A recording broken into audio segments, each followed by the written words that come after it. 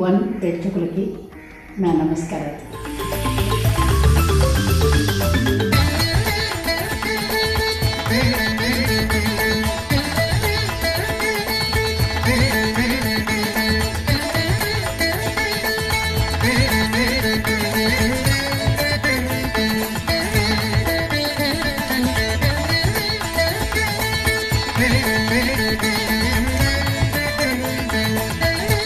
నా మొట్టమొదట నేను హీరోయిన్గా యాక్ట్ చేసింది సంతోషం అనే ఒక పిక్చర్ అనమాట. అది ఎన్టీ రామారావు గారి హీరో పిక్చర్లో ఘంటసాల గారే ఆ పిక్చర్ తీశారనమాట. తర్వాత పెంకి పెళ్ళాం అని ఒక పిక్చర్లో నేను హీరోయిన్గా యాక్ట్ చేశాను. అంటే ఆ పెంకి పెళ్ళాం వేషం వేసాను అనమాట, రామారావు గారి హీరో. దాంట్లో ఇలాగే కొంచెం మాకు డ్యాన్స్ ఒకటి ఉండేది, చెంచులక్ష్మి చెంచిత అని ఒక పాట ఒకటి పెట్టారనమాట. అంటే మేమిద్దరం అది డ్యాన్స్ చేసాము.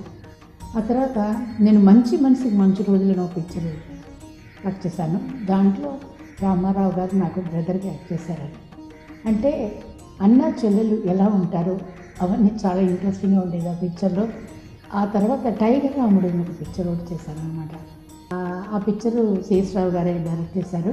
మంచి మనిషికి మంచి రోజులు కూడా శేషరావు గారే డైరెక్షన్ అన్నమాట. అదే కాకుండా అన్నతమ్ములను ఒక పిక్చర్ ఒకటి వర్క్ చేశాను. దాంట్లో కూడా అంటే రామారావు గారికి పక్కన కదా క్యారెక్టరు, అంటే తమిళ్లో నేను హీరోయిన్గా చేశాను, తెలుగులో డ్యాన్స్ కోసం అని నా క్యారెక్టర్ మార్చారు.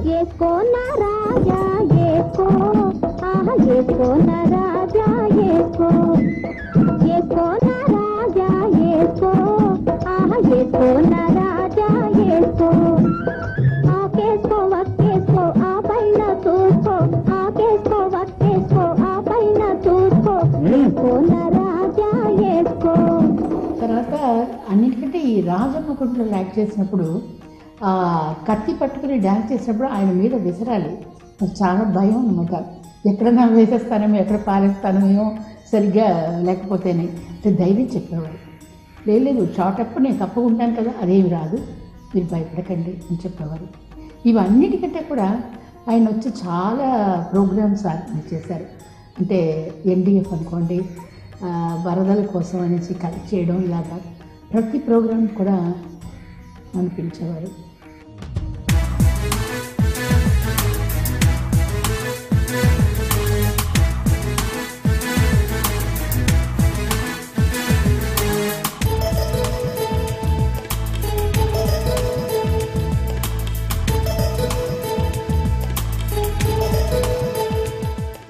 ఇలాగా అది మాత్రం కాకుండా ఆయన సీఎం అయిన తర్వాత అప్పుడు నేను అమెరికాలో ఉన్నాను. వచ్చిన తర్వాత నేను చూడాలనుకున్నాను, అనుకుని వెళ్ళాను అనమాట. చాలా సంతోషంగా మాట్లాడారు. తర్వాత నేను ఊరు వెళ్ళిపోతున్నాను అని చెప్పాను అనమాట. ఊరు వెళ్తున్నారా, ఫిలిం ఫెస్టివల్ వస్తుంది, మీరు ఉండరా, మీరు డ్యాన్స్ చేయొద్దు అన్నారు. మళ్ళీ నేనే డ్యాన్స్ చేయాలా అన్నాను. లేదు మీరు ఉండాలి అన్నారు. విరహ గీతాలు పాడుతూ గోడలు దూకేస్తున్నారే, ఇవి మన మధ్యన ఉండటానికి వీల్లేదు. ఇక విరహ గీతాలు అంటావా, వెన్నెల్లో సతమతమయ్యే విరహిణికి జస్ట్ ఇన్స్పిరేషన్, బ్యాక్గ్రౌండ్ మ్యూజిక్. నేనే వెన్నెల కోసం రాలేదు, మరి దేనికోసం వచ్చేట్టు? నా సంగతి ఎందుకులేండి, తమరు దేనికోసం వచ్చినట్టు? నిద్ర పట్టుకొచ్చా. నిద్ర పట్టలేదా?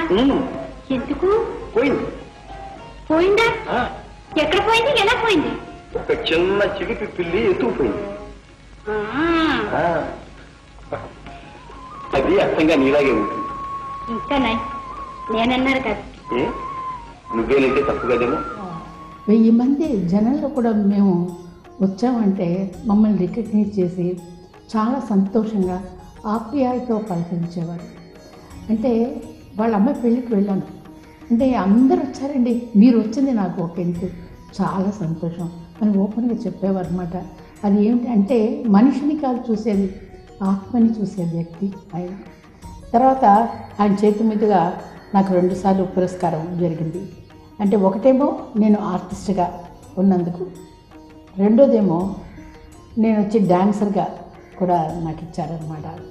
తర్వాత ఆ పురస్కారం ఫంక్షన్ చేసినప్పుడు ఎలా ఉండాలి, వాళ్ళు ఎలా చేస్తారనేదాన్ని చాలా బాగా ఎక్స్ప్లెయిన్ చేశారు. చాలా సంతోషంగా ఉంది. ఆయన చేతి మీదుగా ఎన్టీఆర్ అవార్డు అని చెప్పి అభినందన సబ్బానే హైదరాబాద్లో ఉంది కదా, అక్కడ వాళ్ళు ఒకసారి పిలిచి నాకు ఇచ్చారనమాట.